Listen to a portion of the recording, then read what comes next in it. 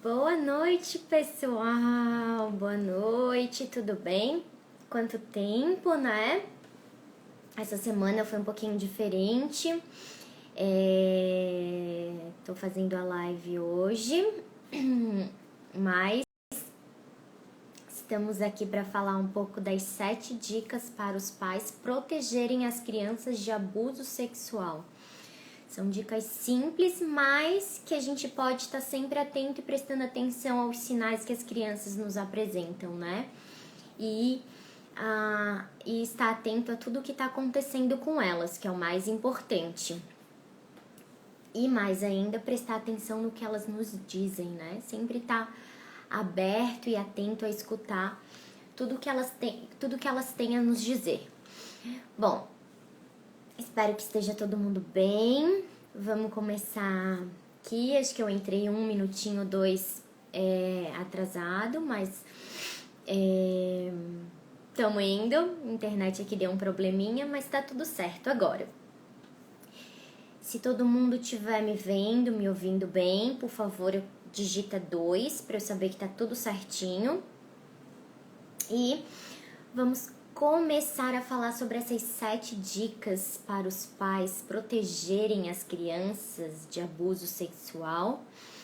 E vamos também falar um pouco agora, vou até falar aqui para vocês o roteirinho, como vai ser, né? Primeiro eu vou falar algumas estatísticas em relação ao abuso sexual infantil. E depois eu vou começar a falar sobre as dicas, né? E explicar um pouquinho cada uma delas. Bom, toda essa pesquisa aqui que eles fizeram, essas estatísticas e todas essas orientações é de um centro de pesquisa e proteção à criança nos Estados Unidos. Então, foram feitas várias pesquisas, né? Eles têm acesso a pessoas que trabalham com crianças que foram abusadas e foram retirando dali informações para poder estar falando pra gente quais são os sinais de perigo, né, para criança, o que os pais precisam estar atentos para poderem perceber o que está acontecendo com a criança. Bom, vou começar aqui então. Sejam todos bem-vindos, tá? E vamos lá. Bom, vou começar aqui dizendo que um em cada 6 meninos e uma em cada 4 meninas são abusados sexualmente antes dos 18 anos. Ou seja, é muita coisa, né? 1 em cada 6 meninos e 1 em cada 4 meninas, tá? 90%, ou seja, a grande maioria das vítimas, das crianças, conhecem os abusadores. Muitas vezes convivem, a família tem confiança naquela pessoa. 60% são de confiança da família, que eu acabei de falar, né? 90% são que as crianças conhecem. 60% são pessoas de confiança da família. Nem sempre quer dizer que é um parente, tá? Pode ser um amigo da família, pode ser um tio não, mas alguém que é muito, muito chegado na família, né? Que tem uma proximidade muito grande com a família. E 40% das crianças que são abusadas sofrem abuso por crianças mais velhas, né? Ou adolescentes. Vou falar disso também, tá? Por que acontece isso? Será que essas crianças que são mais velhas, esses adolescentes, eles são pedófilos ou não? O que acontece para eles abusarem das crianças menores, né? Das mais vulneráveis, das que não tem muita condição de estar se defendendo, né?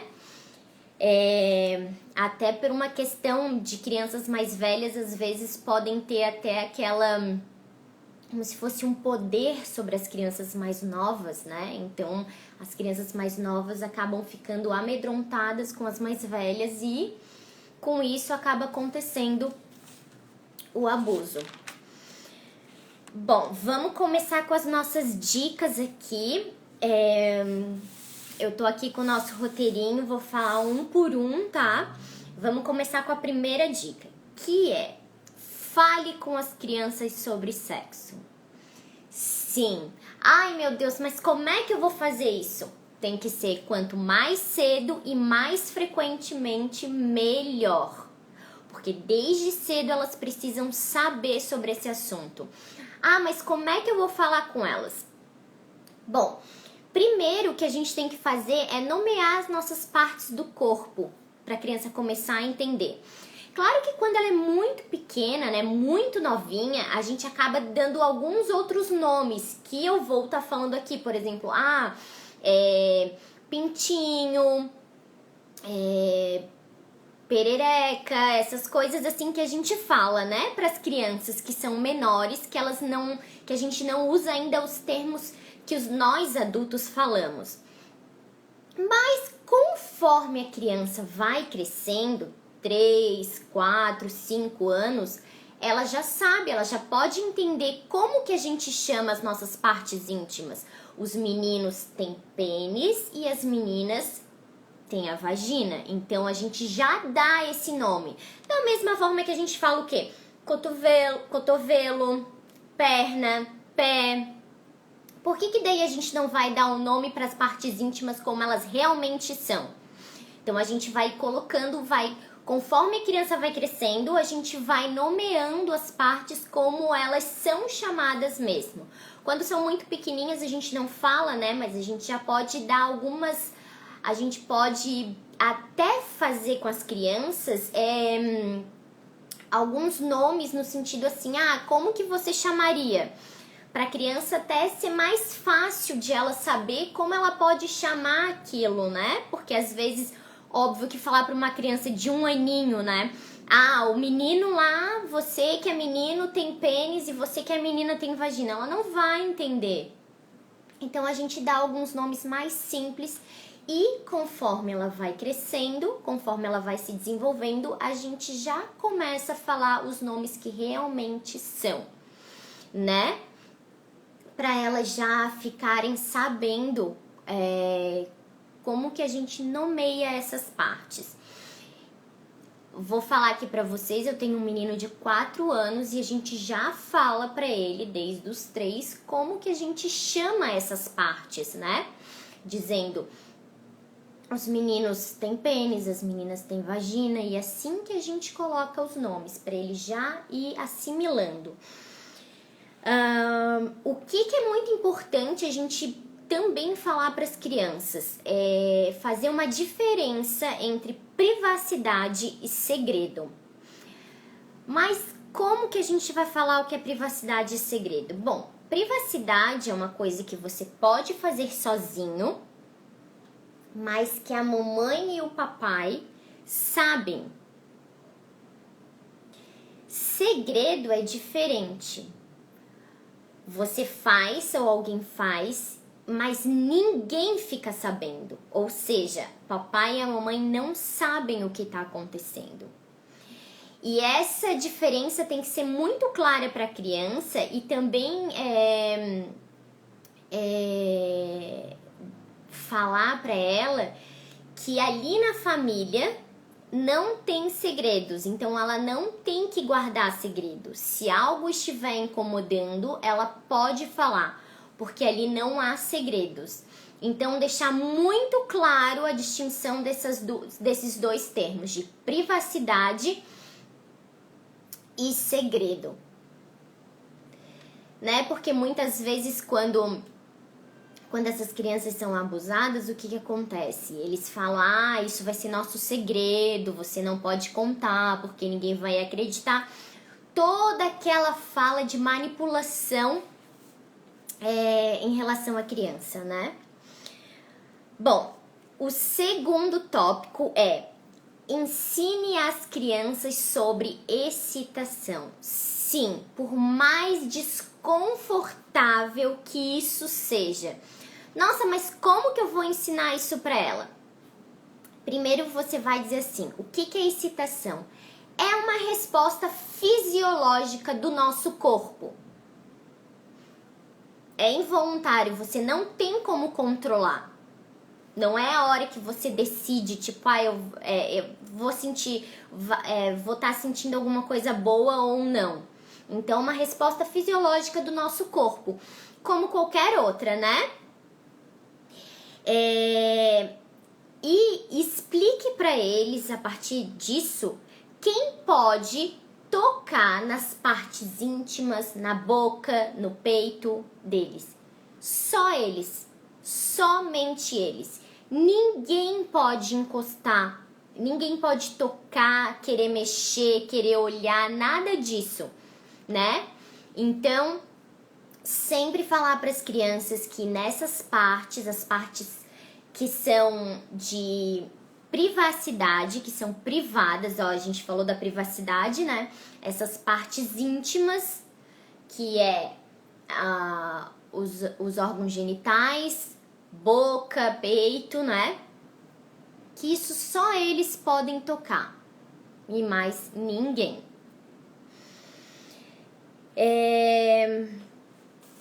E sempre ensinar desde muito cedo que são as crianças que decidem sobre seu corpo. Por exemplo, muitas vezes os adultos querem que as crianças beijem, querem que as crianças abracem, forçam a criança, tem que dar beijo, tem que dar abraço. E a criança não quer. Ela não quer chegar perto daquela pessoa. E às vezes simplesmente só porque não quer, porque não tá se sentindo à vontade com aquilo. E a gente vai dar um abraço, vai dar um beijo. Então, a criança tem que se sentir livre para ela decidir o que ela quer fazer.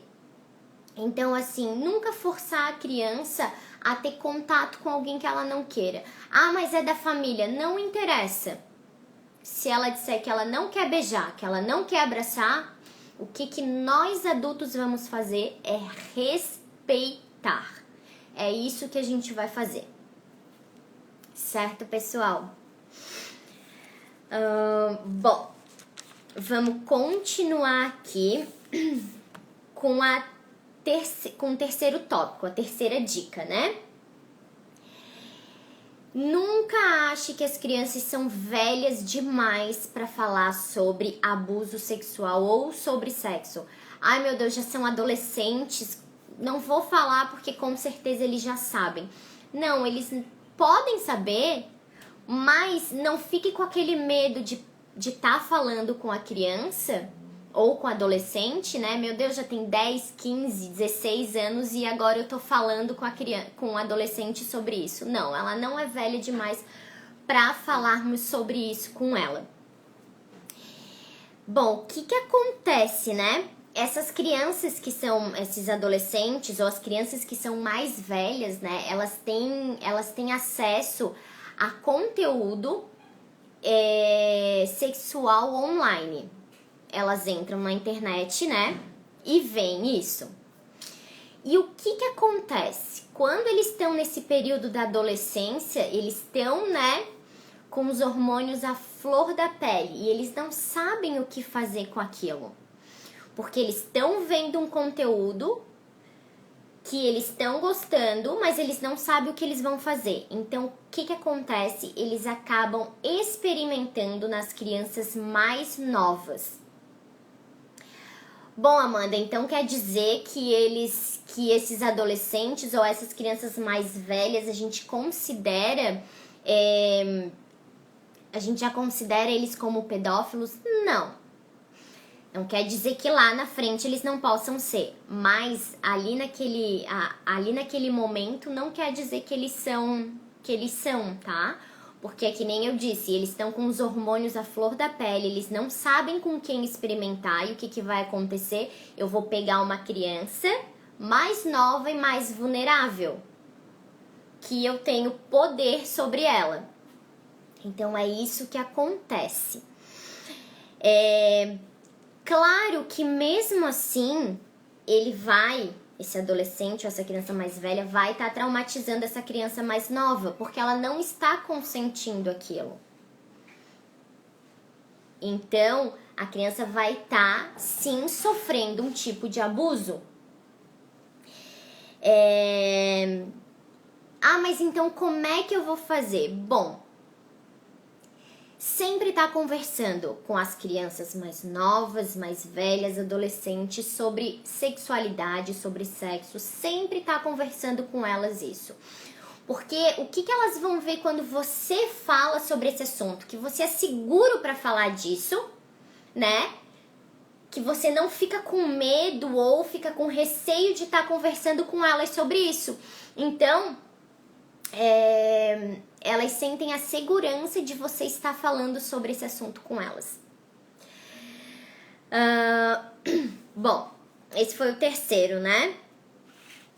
O quarto tópico, a quarta dica. Preste atenção com quem as crianças estão passando o tempo. Quem é a companhia dessas crianças, com quem elas estão andando, né? Porque muitas vezes o que acontece? Nem sempre a gente vai estar com a criança junto. Às vezes ela pode ficar sozinha realmente com um colega, com um professor, com um tio, com uma tia, com um vô, com uma avó, né? Então nem sempre nós vamos estar com essa criança o tempo inteiro. Mas então o que eu vou fazer? Bom, sempre dar abertura para ela poder te contar se ela estiver desconfortável com alguma situação. Assim, você não tem que chegar pra criança e tá assim, meu Deus, muito paranoica no sentido assim, meu Deus, eu vou ficar perguntando porque realmente deve estar acontecendo alguma coisa e eu preciso saber. Não, faça perguntas simples e objetiva. Por exemplo, com quem você estava? Como que foi? Você se divertiu? O que vocês fizeram? Aonde vocês foram? Perguntas assim que se tornem rotineiras. Entendeu? E não que seja aquelas perguntas que parece que tu tá investigando alguma coisa. Que daí isso também pode meio que repelir também a forma que a criança vai estar te comunicando isso ou não querendo contar, né? Então sempre tem uma abertura para conversar sobre isso. Perguntar como que foi, onde estavam, como é que tava, se ele se divertiu. Porque assim a criança também pode sentir a vontade para te falar se alguma situação deixou ela desconfortável. Como assim? Aconteceu algum episódio com aquela pessoa que ela não se sentiu bem. Ela vai ter abertura para te contar se aconteceu alguma coisa. Por exemplo, eu não me senti bem que aconteceu isso, ou ele fez isso e eu não gostei, ou ele nunca tinha feito isso. Então a criança vai ter essa abertura para estar te contando o que está acontecendo. Que mais? Quinta dica, quinto tópico, tá? Nós temos pelo menos a nossa geração, né? Foi educada a pensar que os estranhos são os mais perigosos. São perigosos também, mas a gente fica só naquela história de pessoas estranhas são perigosas, pessoas estranhas podem fazer alguma coisa, e sendo que lá no início que eu falei, 90% das crianças que são abusadas, a grande maioria, conhecem e confiam no abusador. Ou seja, não é uma pessoa estranha.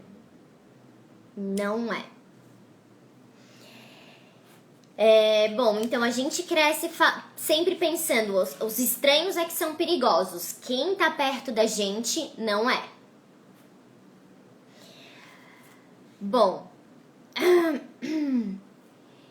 o que acontece?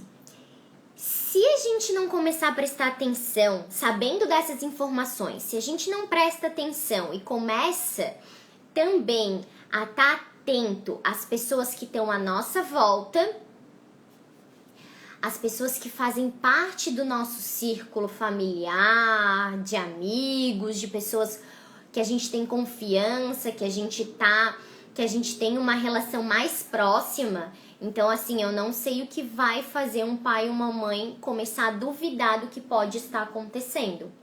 Porque se a gente só pensar que os estranhos podem fazer algum mal para os nossos filhos, isso não é verdade.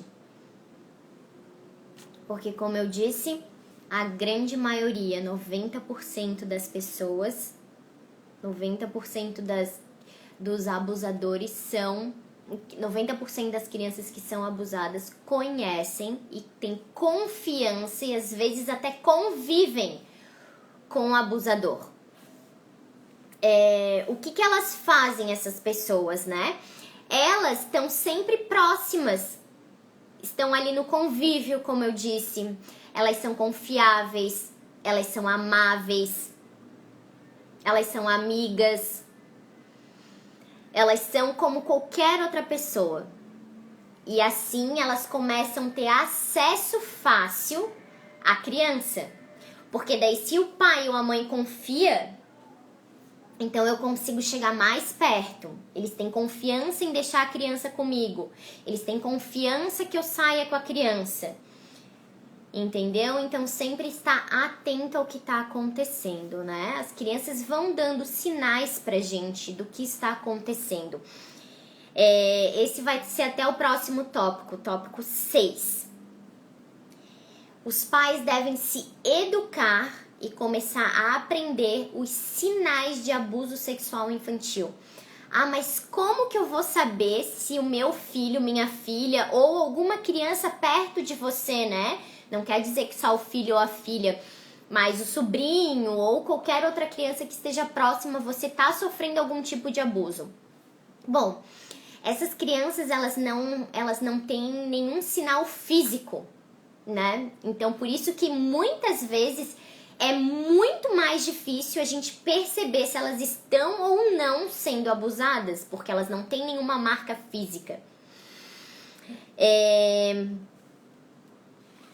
Então, o que acontece? As crianças começam a ter comportamentos diferentes, e digo até comportamentos extremos. Ah, mas como comportamentos extremos? A criança começa a ganhar peso, ela não toma mais banho, ela deixa o cabelo sujo, ela usa roupa suja, né? Que tem mau cheiro, deixa roupa com mau cheiro, né? Ou a roupa super larga. Ela começa a ter esses comportamentos. E por que ela começa a ter esses comportamentos? Porque ela não quer parecer atrativa. E o que ela pensa? Eu estando dessa forma, não me cuidando, não tomando banho, não me limpando, não usando roupa bonita, não tá com a roupa limpa, tá com a roupa larga, não tá aparecendo nada do meu corpo, o abusador vai desistir dela. Vai, né? Ah, ele não vai mais me querer. É esse o pensamento da criança. Então a gente tem que começar a perceber esses sinais. E não só isso, mas crianças às vezes que evitam muito de estar com alguém, né? Não quero ficar sozinho, não quero estar com aquela pessoa, não sinto a vontade de estar com aquela pessoa, chora muitas vezes ou não quer nem chegar perto da pessoa, né? Por algum motivo. Então sempre tá muito atento a esses sinais, né? Pra saber o que se realmente está acontecendo, alguma coisa com a criança. Esses são os principais sinais de comportamento, de como elas vão fazendo, né? Vão se comportando até fisicamente pra serem menos atrativas. Bom, e a 7ª dica, né, o nosso tópico 7, que existem 3 palavras, que são muito importantes quando uma criança vem te falar que está sendo abusada. E qual é essa palavra? Que eu acredito em você. É isso mesmo, porque com certeza a criança tá te contando porque ela sentiu confiança em você para estar te falando isso. O que, acredite, não é fácil. Então ela chegou para ti, tá te contando, tá quebrando esse ciclo do que aconteceu com ela, para te falar o que ela está passando. Bom, mas daí o que eu vou fazer? Não interrogue a criança. Não fique investigando ou cutucando a criança no sentido para ela ficar dando detalhes. Não. Existem pessoas que são profissionais que vão saber exatamente o que devem perguntar, como devem falar, para receber a resposta que eles precisam. Ah, mas como assim a resposta que eles precisam? Para tirar o máximo de informação do que está acontecendo. Outra coisa. Desculpa. Outra coisa. Não faça nunca a criança se sentir mal por causa disso, né? Não faça. Porque senão a criança vai começar a ficar com vergonha, ela vai achar que a culpa é dela. E não é dela. Nunca vai ser dela. E não expõe a criança. Por exemplo, há um tempo atrás, eu fui numa palestra com um promotor de justiça. Ele é de Brasília e ele trabalhava num setor lá que era só sobre... que era de crianças que tinham sofrido abuso. E ele falou várias coisas pra gente, ele contou como as crianças reagem, como os pais reagem. Muitas vezes os pais também se sentem culpados porque a criança tá contando aquilo e tipo, eu não consegui proteger o meu filho. Mas, gente, é que nem eu falei antes, 90% das crianças que são abusadas, elas conhecem, elas confiam. E a gente também confia, os pais também confiam.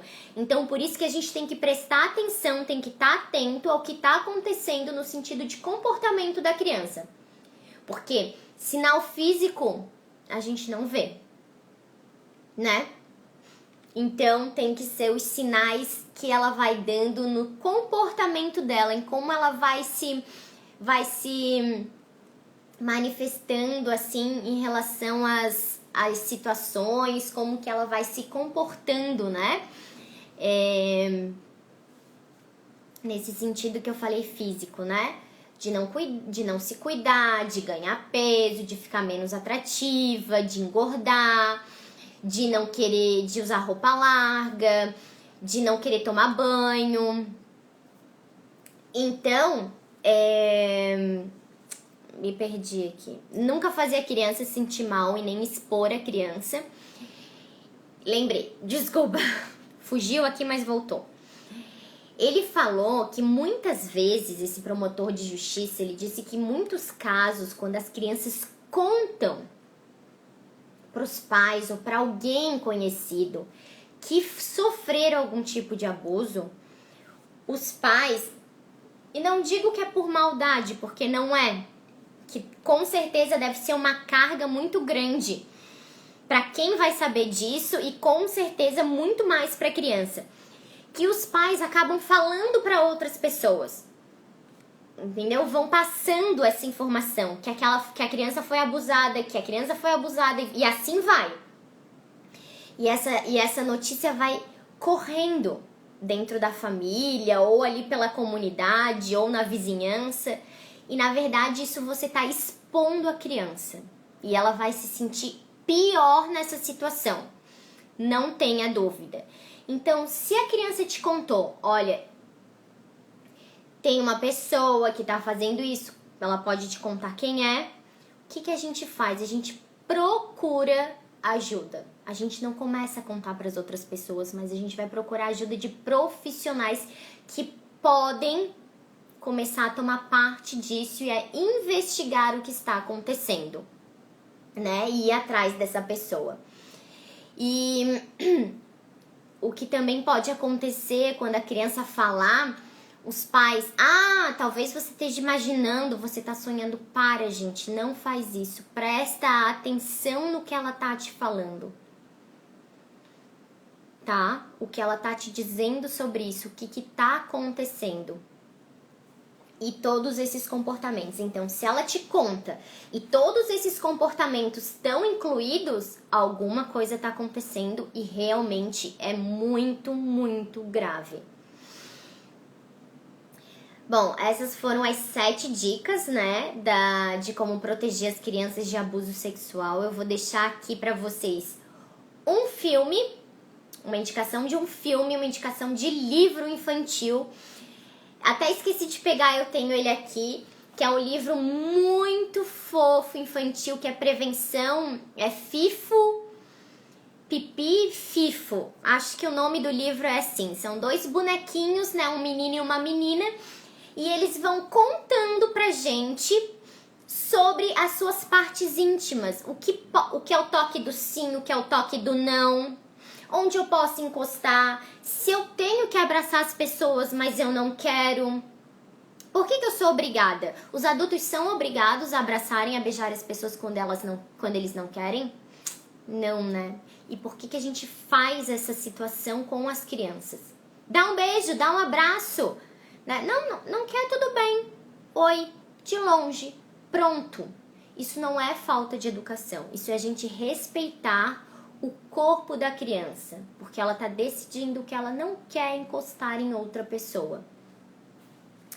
Então, Pipi e Fifo, esse livrinho é uma historinha sobre a prevenção de abuso sexual.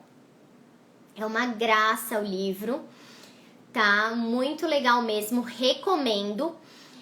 E a indicação de filme que eu vou deixar pra vocês, que é, assim, esse não é filme infantil, isso é filme pros adultos assistirem, mas que é muito importante pra gente entender como que uma criança abusada sexualmente pode ficar traumatizada e como isso pode afetar muito, muito ela, psicologicamente, emocionalmente, como que vai se desenrolando essa história. O nome do filme é Inocência Roubada. Eu não lembro o nome do diretor, mas eu não sei se esse filme é alemão ou polonês, uma coisa assim. É uma menina, vou contar aqui só uma sinopse bem curtinha. É uma menina que foi abusada pelo professor de piano, se eu não me engano. E ela ficou sem contar pra ninguém. E continuava sendo porque ela tinha aula com ele. E ali a história vai passando, ela vai crescendo e vão mostrando todos os efeitos, todas as consequências daquele abuso na vida daquela menina, daquela mulher, né? O que vai acontecendo com ela, como ela é afetada em relação àquilo. Outro filme que eu também vou falar pra vocês, que é sobre isso, eu vi essa semana, achei super forte, mas assim, significativo pra gente pensar o que acontece com as crianças, né? Esse é um filme, o nome do filme é Sleepers, A Vingança Adormecida. É um filme de 4 meninos que vão pra uma instituição de meninos, instituição de meninos, né? Porque eles cometeram um delito. E lá eles sofrem todo tipo de abuso. Físico, psicológico, emocional, sexual. E isso vai passando com o tempo, né? E depois vai se desenrolando a história. Mas vai mostrando como essas situações vão marcando as pessoas, né? Como vai marcando essa... Acho que com certeza, gente, não há abuso mais nocivo do que esse, né? É uma inocência roubada mesmo, né? Então, a gente vê muitos casos de que acontece com as crianças, do que vai acontecendo com elas. Muitas vezes os pais não acreditam, ou até mesmo quando acontece e os pais, por exemplo, criança é abusada ou pela mãe ou pelo pai, o que acontece? Um encobre o outro. Ou seja, para onde que essa criança vai correr, né? Para onde que ela vai Para onde que ela vai pedir ajuda? Então, a gente tem que estar sempre atento, né? Não só os pais, mas os pais, os professores, quem faz parte ali da vida da criança, para saber se tem alguma coisa errada, né? Eu trabalhei durante muitos anos em escola e em uma escola que eu trabalhei, teve muitos casos de abuso sexual. Muito mesmo. De crianças pequenas, assim, pequenas de 2, 3 anos. E é assim, gente, eu não consigo nem dizer o sentimento que a gente tem. Porque uma criança de 2, 3 anos é o quê? Continua sendo quase um bebê, né? Mesmo que não seja. Mas é uma situação horrível pra gente que tá escutando, pra gente que tá sabendo, e eu não consigo nem imaginar como deve ser pra criança, né? Muitas vezes até o que acontece, essas crianças que são abusadas, os abusadores fazem o quê? Eles, além de ameaçarem as crianças, você não vai contar. Lembra que eu falei lá no início, falar sempre da diferença entre segredo e privacidade. Ela precisa ter isso muito claro, né? Privacidade, você pode fazer sozinho, mas o papai e a mamãe sabem o que você tá fazendo. Segredo, alguém faz ou você faz e ninguém sabe. Ninguém. Nem o papai, nem a mamãe, você faz escondido.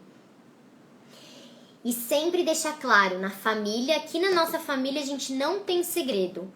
O que acontecer, você pode falar pra mim. Você pode confiar em mim. E ter sempre aquela abertura, sempre aquela segurança pra falar sobre sexualidade, sobre sexo. Sim, gente, por que a gente fala, agora aqui, fazendo um parênteses, a gente fala de cocô pra criança quando ela começa a desfraldar. A gente fala quando a criança vomita. A gente fala de outras coisas que acontecem no nosso corpo, mas a gente não pode falar de uma coisa tão importante que é a sexualidade. Tem muitas ainda pessoas que pensam, mas se eu for falar, isso vai instigar a criança a querer fazer isso. Não, gente, você tá protegendo a criança porque ela precisa saber, né? Isso não é instigar ela, mas você tá dando informação. Você tá educando ela para ela se proteger, para ela saber o que ela pode e o que ela não pode fazer, que ela tem total domínio sobre o corpo dela e não o outro, né? Então, gente, acho que seria isso. Não sei se alguém tem alguma dúvida. Se quiser perguntar aqui, pode perguntar.